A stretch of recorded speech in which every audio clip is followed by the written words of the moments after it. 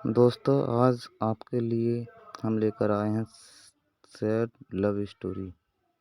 ये कहानी रिया और लव की है। ये एक सैड लव स्टोरी है।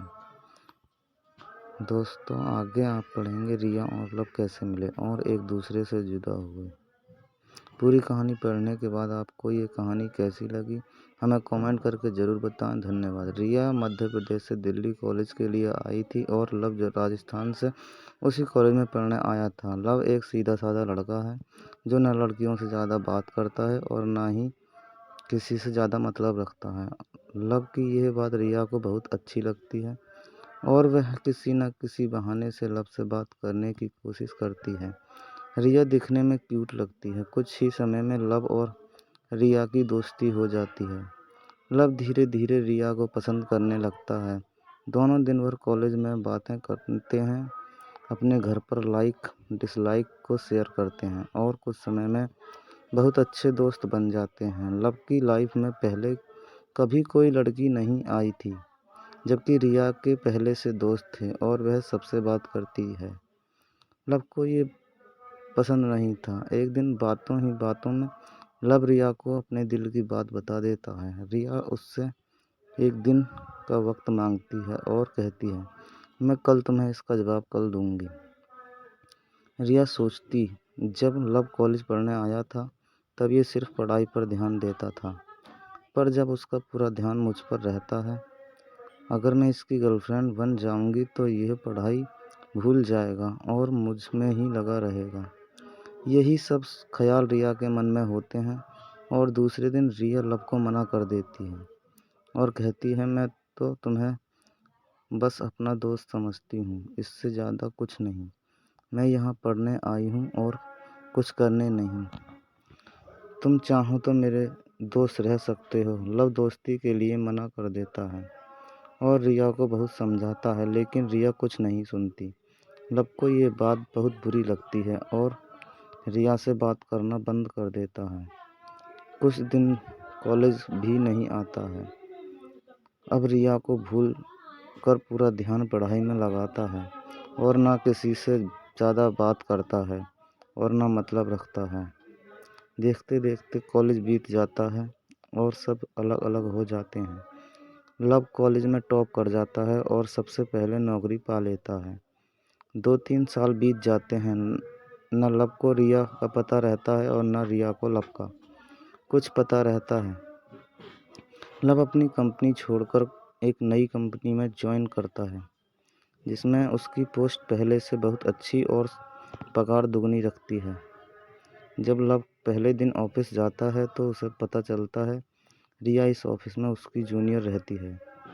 वह उस पर बिल्कुल भी ध्यान नहीं देता और काम में ही लगा रहता है।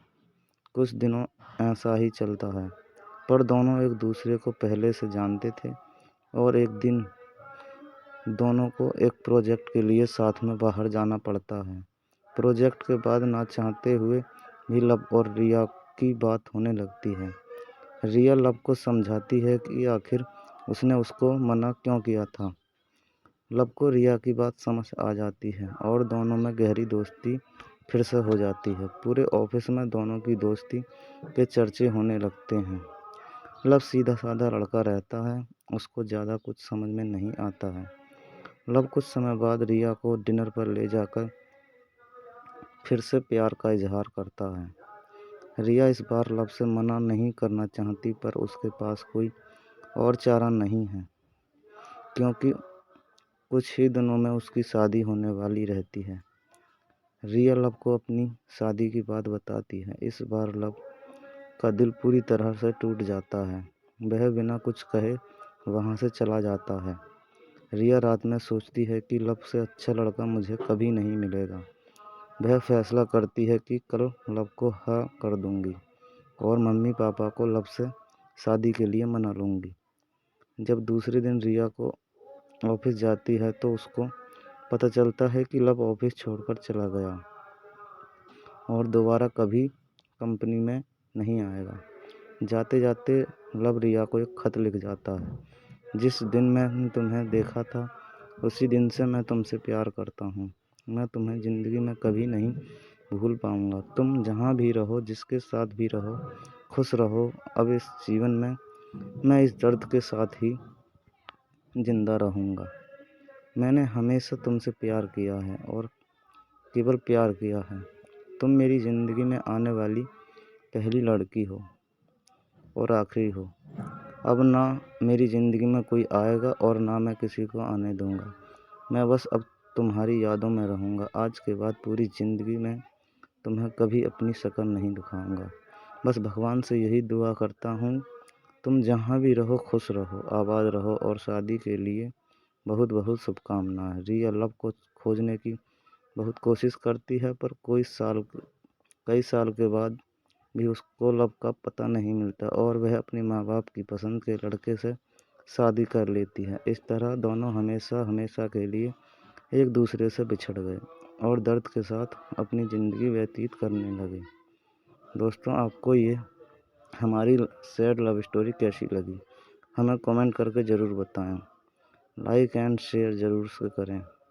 Thank for everyone.